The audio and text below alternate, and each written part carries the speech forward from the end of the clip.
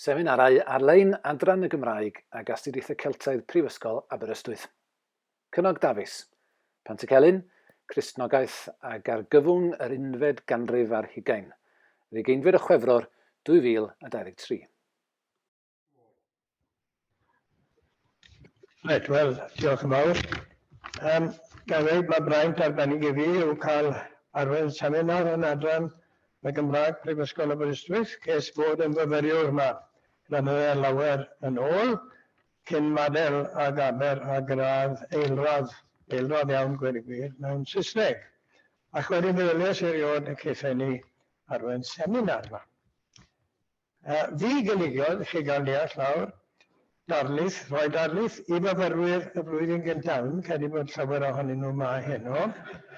Ond pan gyflwynes i'n sgript I Robin Chapman am Eryri Hopwood neges yn uwch radio, allan ni'n meddwl, seminar cyhoeddus medden nhw, a wedyn, os gwelwch chi beth o'r deunydd braidd yn elfennol a chyfarwydd y gewch chi be o nhw. Ond o leia, mi ddim rhaid I fi ddechrau trwy esbonio nad am gampau myfyrwyr yr hostel Gymraeg ydw i'n golygu bwriadu treithi heno. Pantycelyn arall sydd gyda fi heno.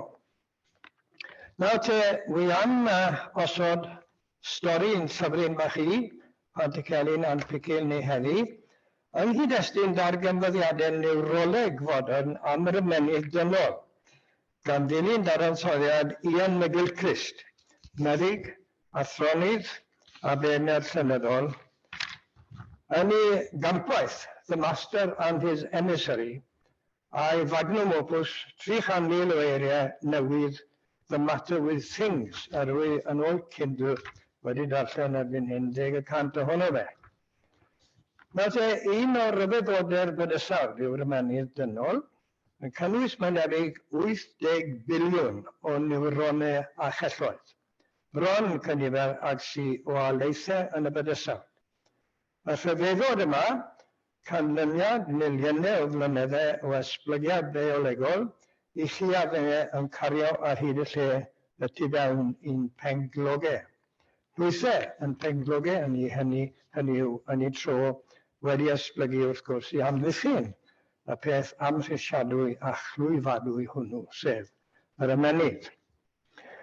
Ond y ddim am Crist yn canolbwyntio arno yn ei gyfrolau yw bod i'r ymenydd ddwy hemisffer, y chwith a dde, a bod i'r ddwy hemisffer yma yn nodweddion gwahanol, sy'n peri iddyn nhw weld a dehongli'r byd, creu'r byd allech chi weid, mewn ffyrdd tra gwahanol. Mae'r ddwy hemisffer yn bod ar wahân, ond yn cyfathrebu â'i gilydd gan ddanfod negeseuon yn naill i'r llall trwy'r amser. Mwyn byw yn effeithiol yn y byd, mae'n bwysig galw ar gyfraniad y ddwy hemisffer a chadw cydbwysedd iach rhyngdyn nhw.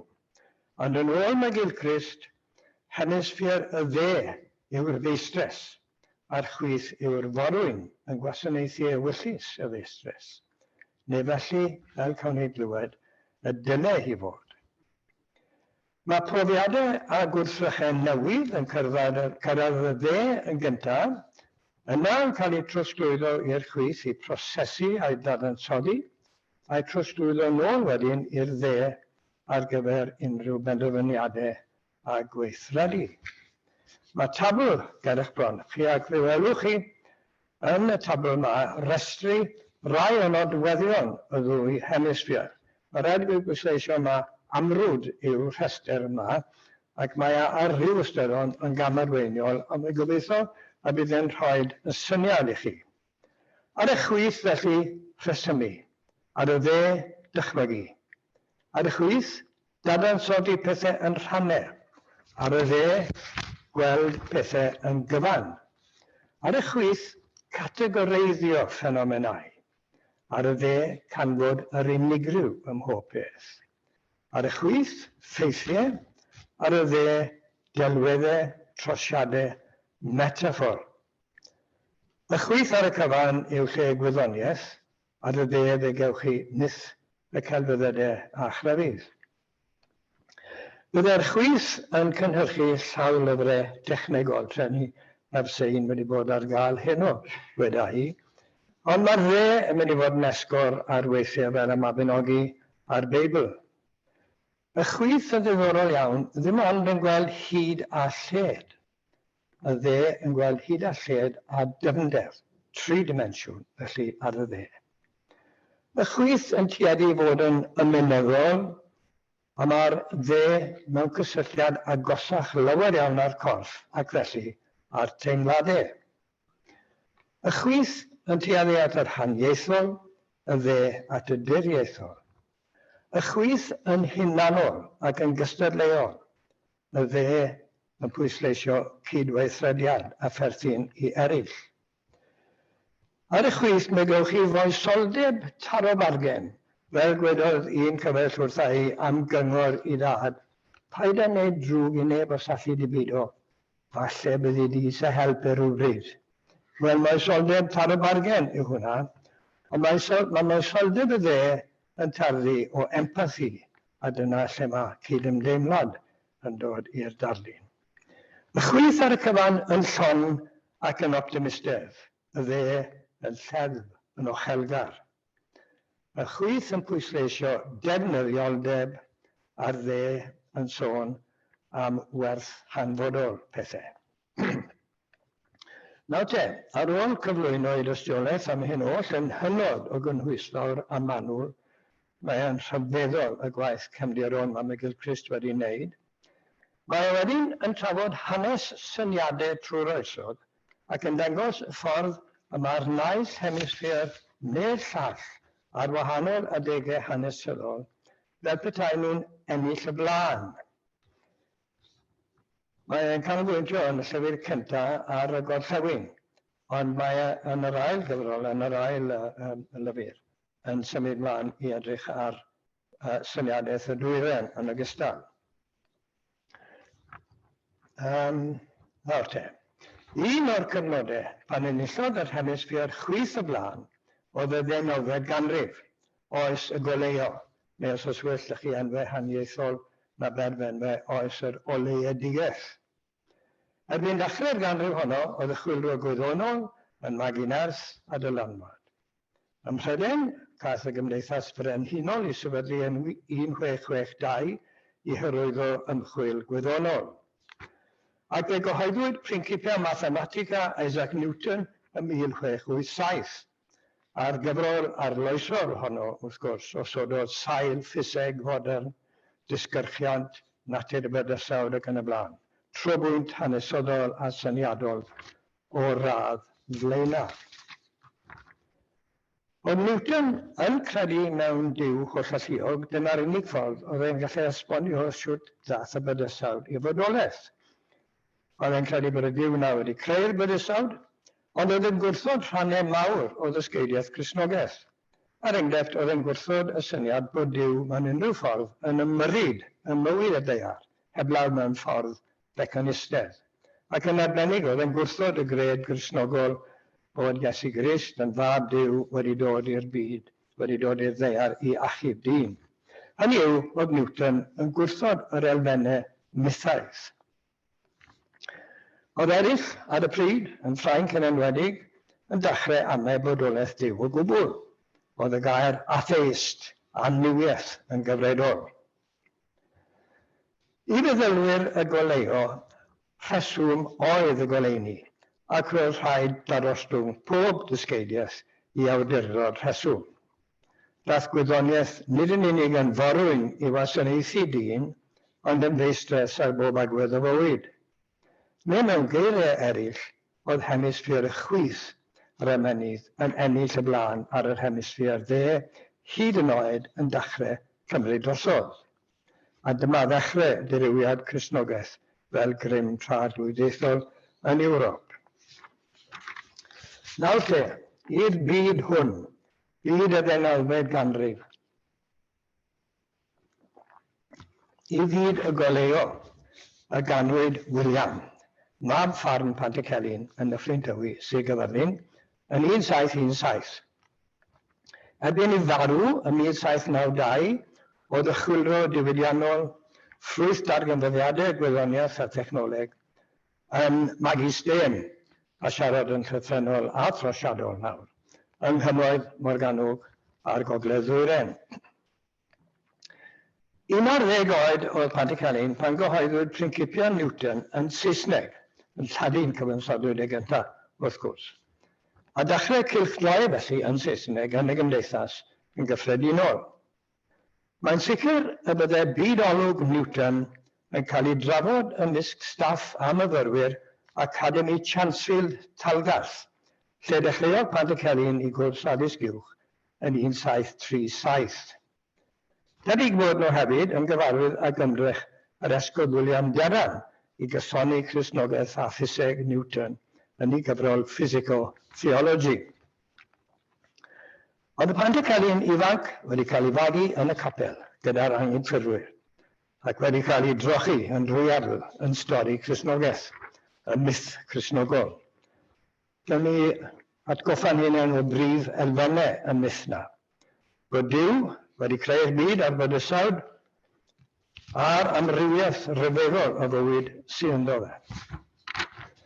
Yn ail, bod e wedi creu dyn ar ffyrdd debyg iddo fe hunan, ond yn wryw a benyw, yn gwbl ddedwydd, yn rhydd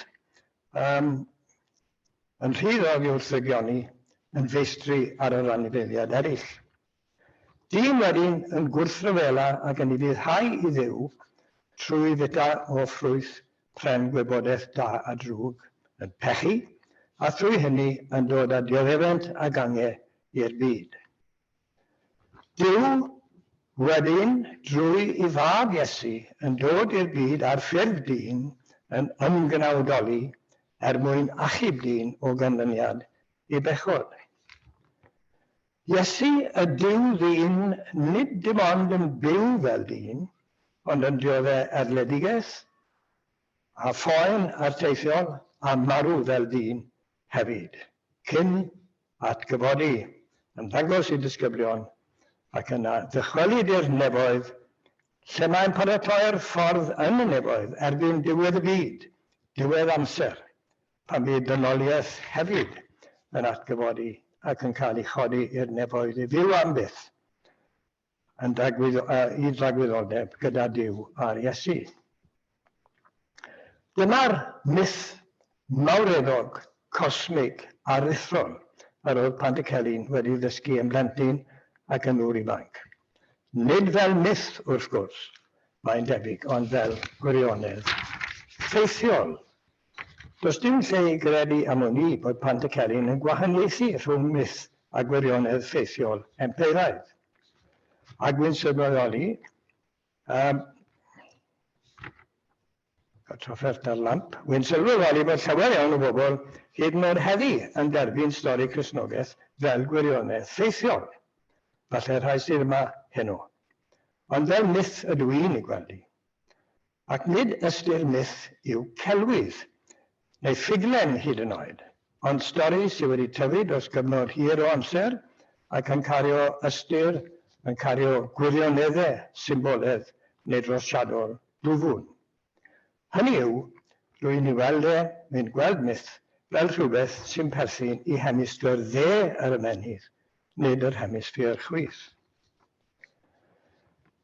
Ond dyma Pantycelyn nawr wedi clywed y stori na yn y capel gyda'r angydffurwyr yn ŵr ifanc, wrth ddarllen a thrafod syniadau Isaac Newton yn dod ar draws fersiwn gwahanol, fersiwn gwyddonol o stori creu'r byd ar bydysawd.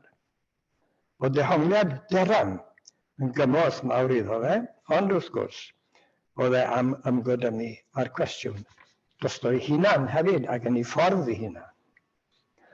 Ond cyn dod at hynny, yna yn y funud, dewch i ni droi at rhywbeth arall ddigwyddodd iddo fe tra fod e yn Efrydydd yn Academi Chansfield. Yn 1738, wrth gerdded adre o'r ysgol i ddiletu, dyma fe'n taro ar dyrfa o bobl yn gwrando ar yr efengylydd Methodister Hywel Harris yn pregethu yn yr awyr agored ym Mhorth Eglwys Talgarth. Fe archosodd i wrando. A chath y bregeth glywodd e y diwrnod hwnnw yn y lle yna fel anwad ysgythiol arno fe, buodd e byth yr un peth wedyn. Fe glywed y stori Cristnogol oedd yn gyfarwydd â hi o ddyddiau capel, wrth gwrs, yn cael ei hadrodd gydag angerdd ag argyhoeddiad oedd yn hollol newydd iddo fe, ac yn arbennig yn hollol berthnasol iddo fe i fywyd a'i gyflwr, ac i fywyd i gyd ddynion yn ogystal. Fe ddisgrifiodd y profiad flynyddau wedyn yn ei farw nad ysgubol i Hywel Harris. Dyma'r bore byth mi gofia, glywes yne, lais yne. Daliwyd fi wrth wys oedd ei uchod, yn ei sŵn dychrynllid e. Sŵn dychrynllid, Hywel Harris. Wel, cath William Williams, yn 20 oed, droedigeth. Hynny yw, fe droiodd holl gwrs i fywyd, ac fe ymunodd â mudiad y Methodistiaid. Mae'n jyst yn bosib yn y meddwl i gwrs hanes Cymru droi ar y moment yna, achos oedd y Methodistiaid wedi recruto athrolith. Wy'n arne ar ddeu llwyddiant nhw, llwyddiant sgubol maes o law, wedi bod agos gymaint heb gyfraniad aruthrol Pantycelyn. Beth bynnag am hynny, dyma nawr yn mynd ati i ymgodymu ar ddau fydolwg, y gwyddonol a'r crybyddol, a oedd yn cynifer yn ei feddwl bywiog a thrwythgar gyda chymorth yr esgob Adran, tebyg iawn. Ac yn 1756, ar ôl cyfnod o weithio mor galed, nes iddo fe yn ôl Thomas Charles ei ffrind am Harry ar ei iechyd, dyma fe'n cyhoeddi i ateb mewn cerdd epig 5,000 o linellau, golwg ar deyrnas Crist. Yn y gampwaith wefreiddiol hon, mae'n gosod bydysawd Newton o fewn ffram Cristnogaeth. Yn ogystal â gosod allan y stori Cristnogol yn gyflawn ac yn llachar dramatig, mae'n cynnwys disgrifiadau manwl o'r byd a'r bydysawd, y ser a phellteroedd a nirnad y gofod, a hefyd o ddearyddiaeth a byd natur yn ei holl amrywioldeb. Amrywioldeb yn air mawr iawn gyda Pantycelyn, mae'n ei ail adrodd dro'r ôl tro wrth drafod creu'r byd a byd natur. Y gair cyfredol ni'n clywed llawer amdano fe, wrth gwrs, yw biodiversity, amrywioldeb o'r gair Pantycelyn. Yn y gerdd, yn ogystal â barddoniaeth, mae troednodiadau rhyddiaeth, manwl, i addysgu i ddarllenwyr am wyddoniaeth. Ar ddeges y tu ôl i'r cyfan, wel does dim rhaid i chi ddewis rhwng wyddoniaeth a Cristnogaeth, wrth gwrs, mae'r naill yn ffito'n dwt o fewn i'r llall. Mudiad cymarol fychan oedd Methodistiaeth Cymru pan oedd Pantycelyn wrthi'n cyfansoddi golwg ar deyrnas Crist. Oedd y mudiad wedi ymrannu yn ddwy blaid, plaid Rowland, plaid Harris, ac ara oedd y cynnydd. Wedyn, yn 1762, bu trobwynt yn yr hyn sy'n cael ei alw yn ddiwygiad llangeithol, ac o hynny mlaen, fe ledodd y mudiad fel tân trwy'r wlad. Ac yn 1762 hefyd, fe gyhoeddodd Williams Pantycelyn gyfrol o emynau o dan y teitl Caniadau yr Rhai sydd ar y môr o Wydir. Nawr te, beth yn hollol oedd yn digwydd yn newigiad llangeitho fyddech chi? Milodd lawer o bobl, o bob man, llawer wedi trafeilu ymhell, ar droed, ar gyfer ceffyl neu asyn, mewn troliau a gwagenni, ar longau hefyd rai oedd yn dod o Feirionydd a Llun ac Eifionydd, yn gwrando ar Daniel Rowland, Harris, Pantycelyn ac eraill yn pregethu. Yn traddodi'r stori Cristnogol ac yn galw ar y gwrandawyr i newid i ffordd o fyw, i droi o glwthrygioni, pechod ac i ymroi i'r bywyd newydd yn Christ. Mae'n debyg y byddai'r torfeydd yn dioddau dychryn.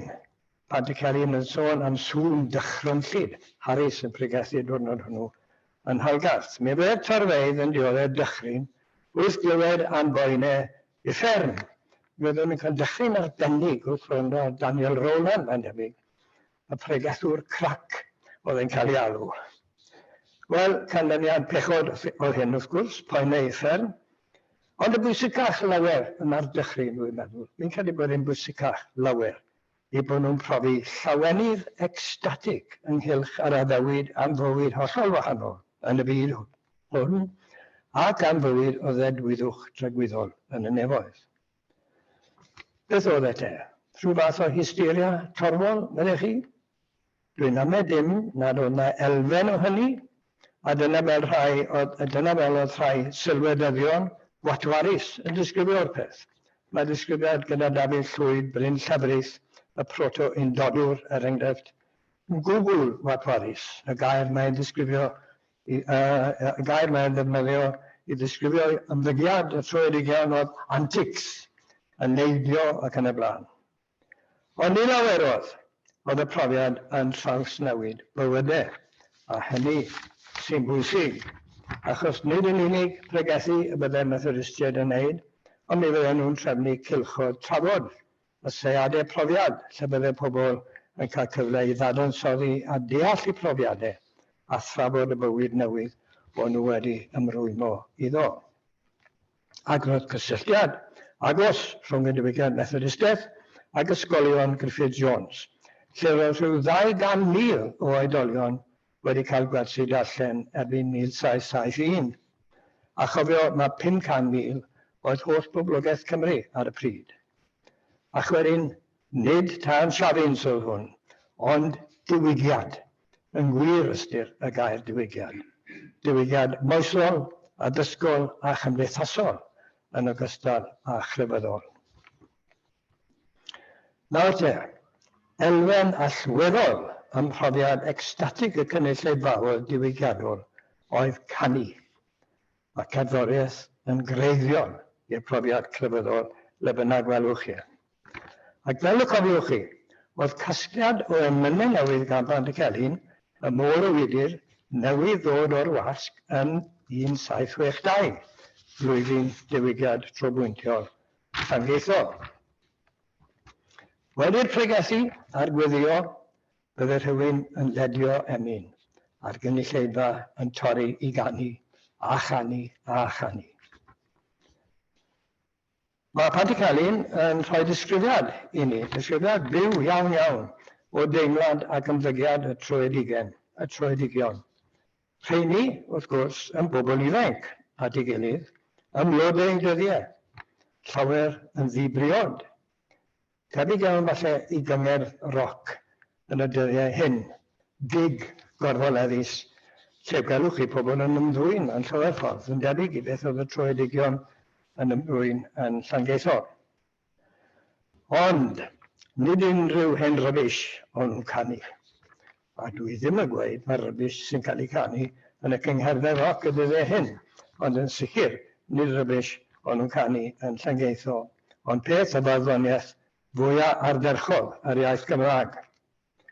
A nawr mi am droi at ddau emyn sydd ar y papur ger eich bron chi. Mae'r emyn cyntaf yn mynd â ni straight nôl i'r flwyddyn 1762 ac i brofiad diwygiad Llangeithor. Os yw'n amser nawr i fanylu ar y cyfan, ond licen i dynnu sylw at rai elfennau yn y penlill cyntaf ar ola. Yn y lle cyntaf, eisiau dynnu sylw at y tric o ailadrodd rhai geiriau allweddol. Yn y penlill cyntaf, y gair allweddol yw byw. Oedd ailadrodd y gair allweddol yn ffordd o godi'r cantorion i gyflwr o ecstasi teimladol. A byddai ailadrodd llinellau ola'r pennill hefyd, dro ar ôl tro weithiau, yn cael yr un effaith. Ond oedd hyn yn fwy na thric manipuleiddiol, achos bwriad canolog y profiad diwygiadol oedd galluogi pobl i fyw mewn ffordd ddwysach, mwy angerddol, mwy gwaredd, i codi uwchlaw bywyd bob dydd i lefel uwch, profi ecstasi, allech chi ddweud, heb yr ecstasi, a gallech chi ddweud hynny gan gofio am ddoi ystyr y gair. Ond ecstasi gyda'r effaith parhaol, dyna'r pwynt. O annerth I dreulio'n dyddiau yng nghynteuoedd tîb yn had. Byw yng nghanol y goleuni, twllwch o bryd an yn rhad. Byw heb fachlu'r hael i'n amser, byw heb gwmw, byw heb boen. Byw ar gariad anorchfygol, pyr y croesoliedig oen. Ac wedyn, yn y pennill ola, ti yw'r gair allweddol. A ti yw Iesu, wrth gwrs, y mab, y Mesia, y gair trygwyddol, bod trosgynnol a ffrind personol ar yr un pryd. Yr allwedd I bopeth, wynebu trallodion o ganolsterau, yn gyrraedd at bywyd uwch, nes cyrraedd iechydwriaeth, cyflwr o iechyd ysbrydol, cyflawn, na'n ni'n weld yn niwedd y pennill gyntaf, ynde? Nage, ar ddiwedd y pennill yma. Gyda thi, nawr ti yw'r gair allweddol, gyda thi ni ab trwy'r fyddin, gyda thi ni ab trwy'r tân. Nid ond mae ymchwedder o'r ddonen, ond I ti fy'n o fy mlaen. Ti yw'n hamddiw yn fa gadarn, ti yw'n mrenyn, ti yw'n had. Ti dy hunan, oll yn unig, yw fy iechydwriaeth rad. Yr ail adrodd ar eiriau allweddol felly. Ond yr ail beth fe am dyn ni sylw ato yw delwedd yn y pennill cyntaf, nôl i'r pennill cyntaf. A mae cyfeiriad amlwg fan hyn I fi at yr hyn o Pantycelyn wedi ddysgu wrth astudio syniadau Newton. I ni fel petai ni yn gweld y ddeiar fan hyn o'r gofod. Wedi cyfan dim ond I chi godi'n ddigon uchel, ymhell bell uwch lawr cymylau, fydde yna ddim dydd a nos, dim tywyllwch, dim machlud hael. Byw yng nghanol y goleuni, twllwch o bryd dan yn rhad. Byw heb fachlud hael i'n amser, byw heb gwmwl, byw heb boen. A hwnna'n gymal bach ar y cawl, byw heb boen, yn y 19th ganrif cyn bod aspirin a paracetamol na dim byd I lefu poen, ond opium i'r hael yn gallu fforddio fe tebyg iawn. A dwi moyn cymryd golwg fanylach ar yr ail ymyn, wedi gyfansoddi ddegawd yn ddiweddarach.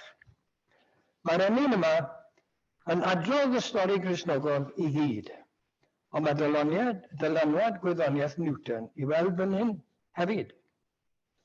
Pennill 1. O, nefol a ddwyn oen, sy'n llawer gwell na'r byd. A lluoedd maith y nef yn rhedeg arno I bryd.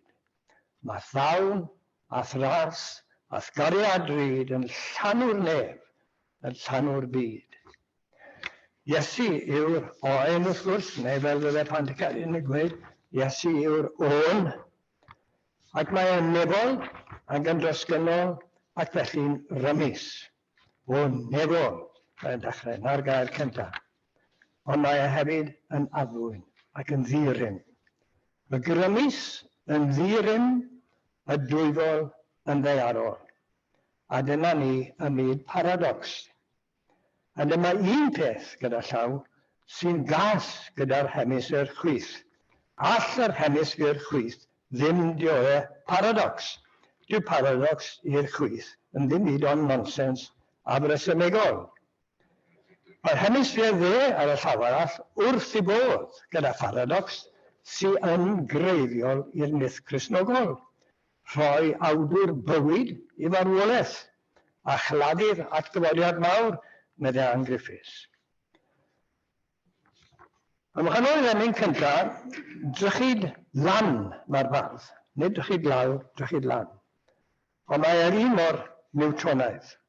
Dychmygwch William Williams yn sefyll ar glos Pantycelyn neu un o'r caeau ar noson serlog glir ac yn rhyfeddu at lluoedd maith y nef. Beth oedd lluoedd maith y nef? Wel, anghelion Duw wrth gwrs yn y nefoedd, ond ser a phlanedau a bydysawd Newton hefyd. A'r cyfan yn canoli, y cyfan yn cael ei roi I edrych ar ac I noli ar Iesu a'i nodweddion rhyfeddol. Dawn yn y lle cyntaf, y gallu creadigol a greodd y bydysawd. Gras yn ail, Rhodd rad ac am ddim Duw I ddyn, yr iechydwriaeth rad, yn gwbl anheiddiannol. Cariad wedyn, gofal diamodol dros eraill yw cariad, Duw dros dyn a dyn dros ei gydyn. Cyferbynwch yna gyda llaw ar ystyr poblogaidd sydd o fe heddi, lle chi'n gallu caru chocolate a phethau tebyg, a gafodd unrhyw air I lurgunio a llygru ystyr yn wath na'r gair caru, cariad. Ac wedyn y gair drud, wel wrth gwrs, am bod cariad os yw unrhyw werth o gwbl yn costi, fel yn angen arteithiol y groes. A'r tri pheth hyn wedyn yn hydreiddio'r bydysawd, chi'n gweld, na'r pwynt I Pantycelyn, yn hydreiddio'r bydysawd. Dawn, gras, cariad yn llanw'r nef, yn llanw'r byd.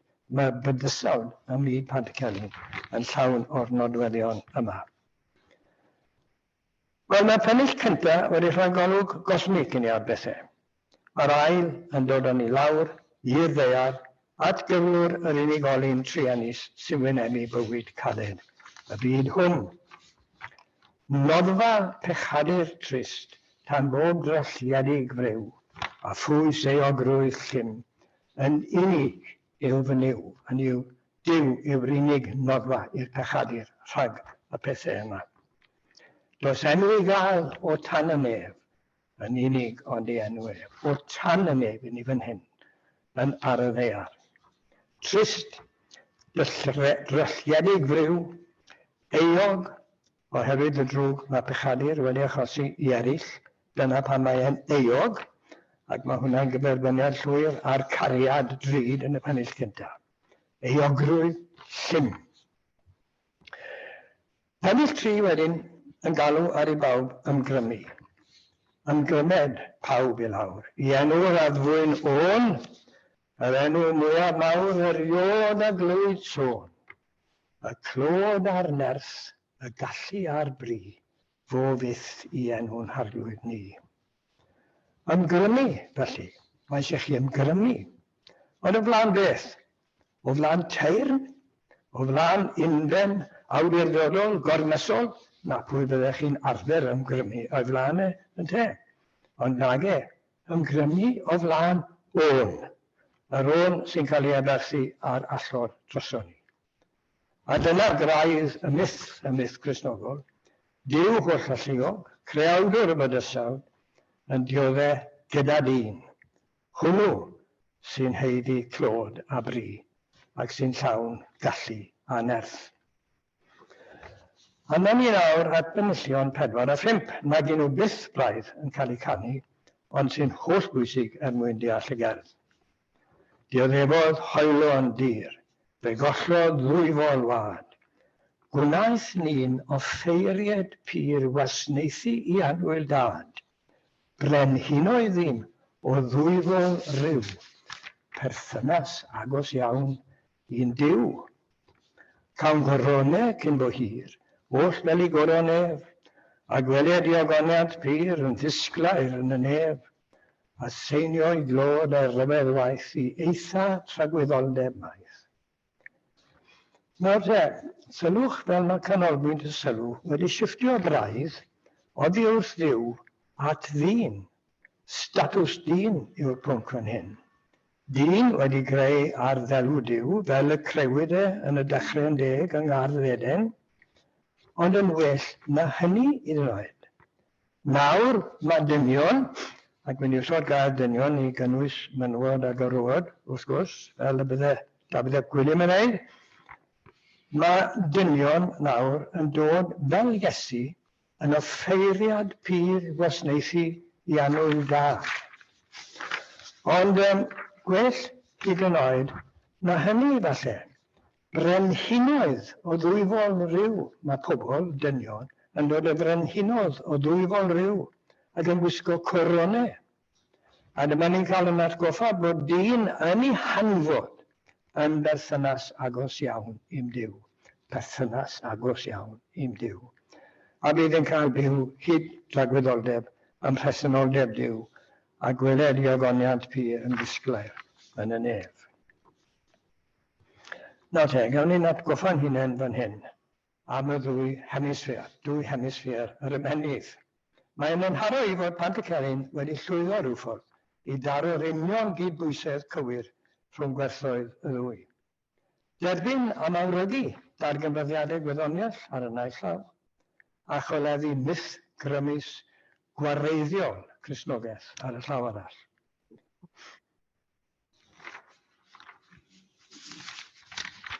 Mae Miguel Crist yn barnu i'r hemisffer chwith ennill goruchafiaeth gynyddol ar y dde wrth i'r 19fed ganrif a'r chwyldro diwydiannol gerdded yn ei blaen. A dyna'r pryd y tyrodd y Cymru yn ei miloedd o'r cefn gwlad i'r ardalwyr diwydiannol i fyw ac i weithio. Chwyldro economaidd a demograffaidd a chymdeithasol gyda'r pwysica yn hanes y ddynoliaeth. Ac yn y fyna, byddwn nhw'n gweithio dan amgylchiadau enbyd yn aml yn y gweithfeydd haearn a glo a fflwm a llechi. Lladdwyd miloedd ohonyn nhw mewn dymweiniau erchyll a gofyniad i afiechydon diwydiannol megis silicosis a pneumoconiosis. Oedd y modau byw a safonau iechyd cyhoeddus hefyd yn aleithus a'r colera ac afiechydon eraill yn ymwelwyr cyson. Wel, beth ddisgwyliau chi?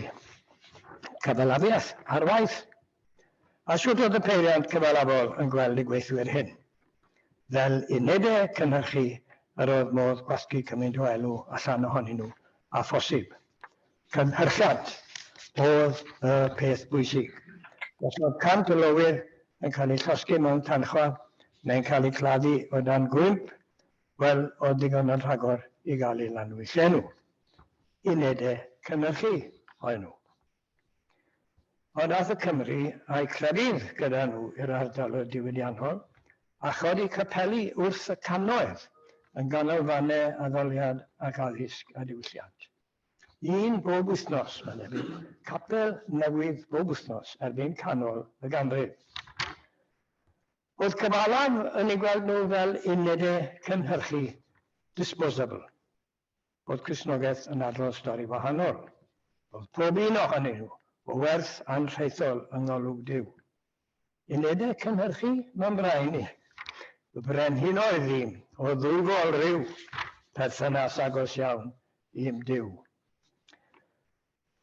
Cyfalafiaeth yn cael ei gyrru gan hemisffer chwith yr ymennydd. Cristnogaeth yn cael ei lliwio gan yr hemisffer dde. Ond serch yr holl dioddefent a'r exploitiad, oes optimistaidd oedd yr 19fed ganrif. Yn oes Victoria, y syniad oedd yn gyrru'r byd gorllewinol, oedd y byddai darganfyddiadau gwyddoniaeth a technoleg yn arwain at welliant parhaus i bawb.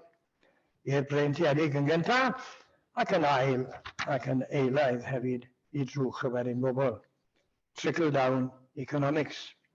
A byddai hemisffer chwith yr ymennydd yn cael ei rhoi ar waith ac yn datrys holl broblemau'r ddynoliaeth.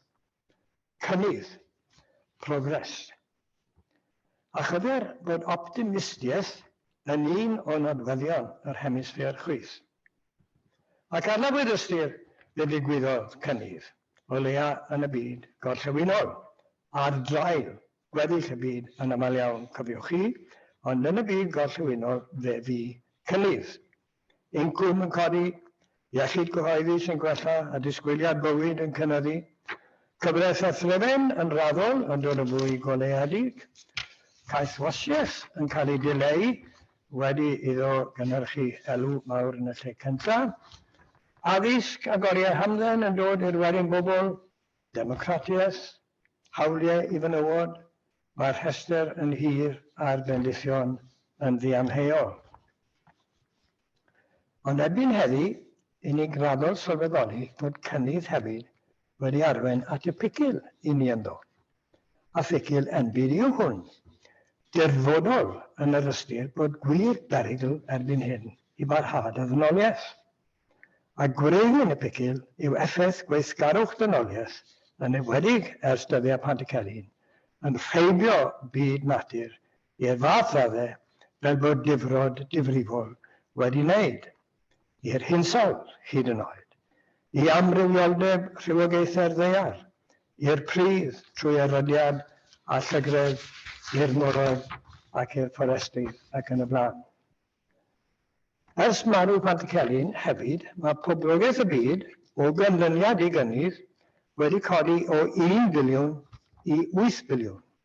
Wedi dyblu ers 1950 pan o'n i'n 12 oed.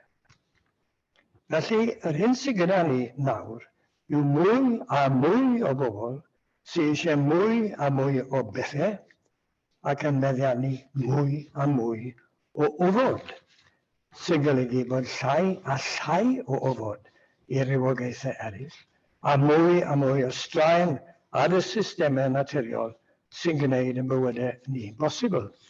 Dewch i ni atgoffa'n hunain bod yn bywydau ni'n bosibl o achos y systemau naturiol sy'n yn cynnal ni.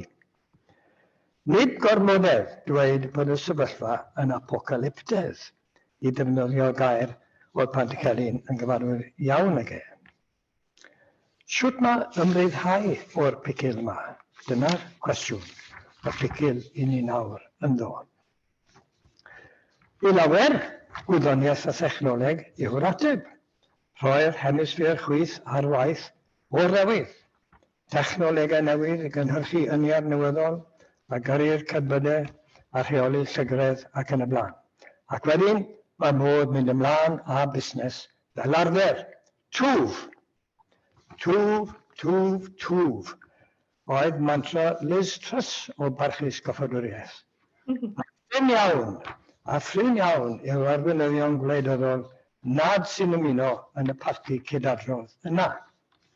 Cyfuniad o wadu ac optimistiaeth yw hwnna. Yr hemisffer chwith yn cael pen ryddid yn gwrthod wynebu'r gwirionedd hunan amlwg nad oes modd ar blaned gyfyngedig i hadnoddau a'i chapasiti gael twf economaidd anwahanol parhaol. Gwir, mae angen defnyddio potensial yr hemisffer chwith all gyflawni llawer, ond mae angen cyfeirio, targedu i gyfraniad, a'i ffrwyno hefyd.